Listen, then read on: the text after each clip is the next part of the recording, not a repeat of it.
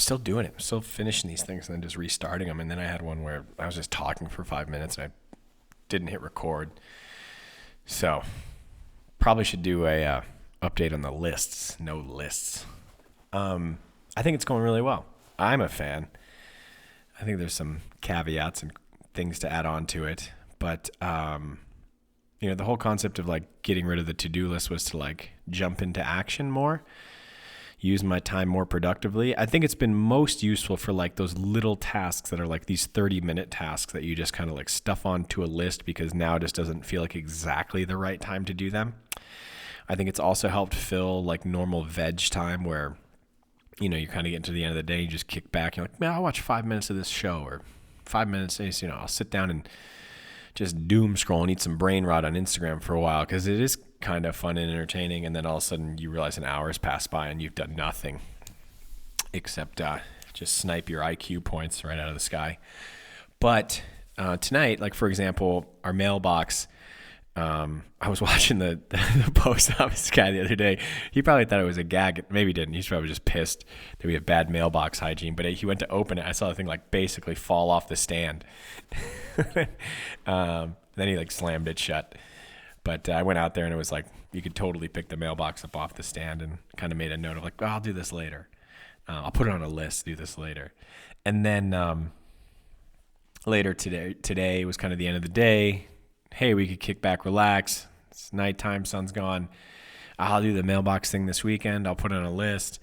But then it was like, what are we going to do? Watch TV for 30 minutes? Who cares? So got the headlamp on. Let's take the dogs for a walk. Let's go fix the mailbox, get some fresh air. And then, we're out there being the insane neighbors. I saw people peeking out their windows wondering what the hell was going on. But the mailbox is fixed, so that's good. I know, that's old people stuff. But the point is, I think for like all those just like little 30-minute tasks that you could do right now that you put off, it's like this no listing has been really productive for getting them done. Because if I do put them off, they're such small tasks, I'd forget about them. And then you have like that one day a month where you remember all of the little stuff that you had wanted to do and you're super stressed out. That's not happening as much, which is cool. I still think you need a exception for grocery lists because when you're in the grocery store and you don't have a list, you either come home with 3 bottles of ketchup that you did not need and like bundles of cilantro that you did not need, or you come home with a bunch of stuff you don't need but really wanted and you ate half of on the way to the checkout line, which is also my favorite way to shop because calories don't count in the airport or in the supermarket. So check the science on that one. But that's the list thing. And then I was talking to somebody the other day, and she said she had listened to the first podcast. I really liked her take on this. And she works in like a type of rehabilitative therapy. And some of the clients she works with, they whatever they're recovering from, sometimes they can have really hard time remembering things or, like working their way through their thoughts when they have a lot to do. And so they make a to-do list and then they turn it into what they call a today list. So basically they make the to-do list and they, X off everything that could not be done right now today, which I really like that idea. I think that'd be also a cool way to try this out. So I thought that was nice. And then one of the other little mundane tasks I was just kind of cleaning out my wallet today. And I have in my wallet a little piece of paper that I've kept with me for a handful of years now, and I'll look at it from time to time, but recently it was out of my mind and I forgot about it.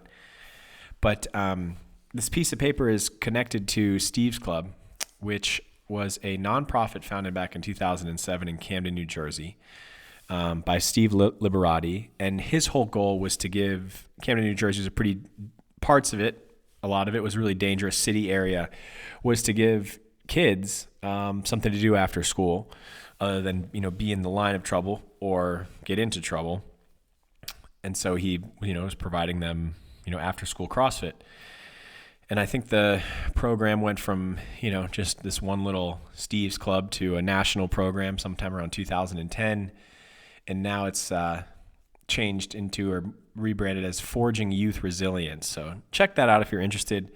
ForgingYouthResilience.org. I have not been involved with it for a long time, but years ago I had just the great luxury, competed with Steve at maybe the old school, what do they call them at that time? Sectionals, sanctionals, regionals, something. We did like a competition in a parking lot at Albany CrossFit. But man, I had a couple great opportunities to go down there and work with the kids and teach them some CrossFit. And they also ran these like summer camps where they would pick some of the kids and then they would bring like a group of volunteers, and the volunteers would teach other things, not just fitness, but like other skills, maybe something like archery or whatever. You get the idea. And at one of the summer camps, they had the kids do this exercise where they wrote down on a piece of paper what they were thankful for. No name was attached, so it was anonymous. And then they gave each volunteer camp counselor one of the pieces of paper. And man, I've kept this with me for a long time. And whenever I have my real crappy woe is me days, I take this thing out and read it. But I just hadn't in a while, and so I thought of it today when I cleaned my wallet. But it says on it, thankful for living to see another day, for having the opportunity to come to camp, and for surviving all that I've been through. And man, for anybody to write those things down in earnest is pretty impactful. To think about a kid writing those words, man, it's just a lot. And for me, it's like, it's the corny. It helps reinforce the attitude of gratitude. It's always a good reminder on perspective. It's heavy words from a kid to have the perspective of like, hey, I'm thankful to live to see another day. So it's just always been a cool thing that I've carried around with me. And I really like it. But it made me think of some stuff.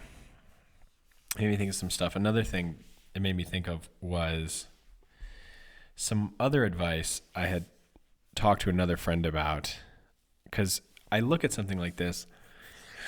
And what I was talking to this friend about, he's a friend and mentor of mine. I worked with him through CrossFit Seminar staff for a really long time. And what we were discussing was, hey, like, I think it's a good perspective to be able to say, here's my set of problems, whatever they are. But you know what? There are probably someone out there who has to deal with worser problems, harder problems, bigger problems. Like here I am worrying about, can I buy a tomahawk steak for New Year's, frustrated driving around. And then there's this young kid, just grateful for living to see another day, worried about surviving all they've been through. Like how bad is it for old James Hobart? But what this friend who's a mentor and I talked about was, it's good to have that perspective that like a lot of your problems are not the worst thing going on in the world. But that's not a good mindset if it turns into, well, because somebody has worse problems than me, I don't need to take care of my own shit. Instead, what it should remind us of, I think, is, hey, you know what? These are my problems. And somebody out there probably deals with the same, maybe even problems of worse degree, completely problems of worse kind. And because of that, I should deal with this thing right now, especially if it's something that's like immediately in my control and really simple. It's like I'm getting mad at traffic. And if I'm sitting there getting mad at traffic, swearing, getting agitated, like clearly I got some stuff out of alignment. And I hope I can have the wherewithal to pause and be like, all right, why am I being a major D-bag right now? I got to sort this out. Or, like I'm getting frustrated at somebody I work with, or frustrated at whoever, the dogs, Cassandra, you name it.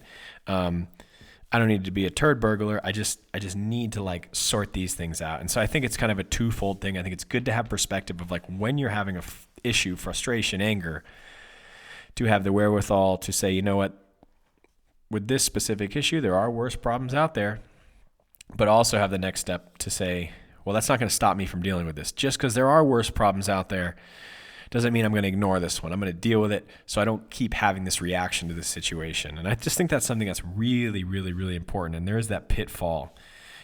Comparison is the thief of joy, but I think comparison is also the thief of productivity, especially when it comes to dealing with your own business. So don't let, when you're acknowledging your own problems and then you point to someone else and say, well, their problems are worse. Why am I so mad? Well, you are mad. That's the end of it. So fix it. Don't let someone else's worst problems prevent you from taking care of your own business. I don't know. That was just something. A lot hit me today in a very, short 15-minute time span. And the workout today was a good one. It was 4 4-minute AMRAPs, and each 4-minute AMRAP was 3 hang power cleans, 95, 135, 6 push presses. Could have been shoulder to overhead, but I love push presses, so I did those. 9 lateral burpees over the bar, and then 12 pull-ups, and then a 2-minute rest. I did 12 calories in the ski erg because I started to tear my hands the other day doing bar muscle-ups, and I didn't want to make that worse. So I wussed out, but it was a good workout. I also got to watch the CrossFit affiliate programming. It's been a tough end of the year, but I got to watch the 9:30 class do it, and it was cool. Seeing them send it, so that was the motivation I needed to wrap the day up with that workout. 20 episodes. See you tomorrow.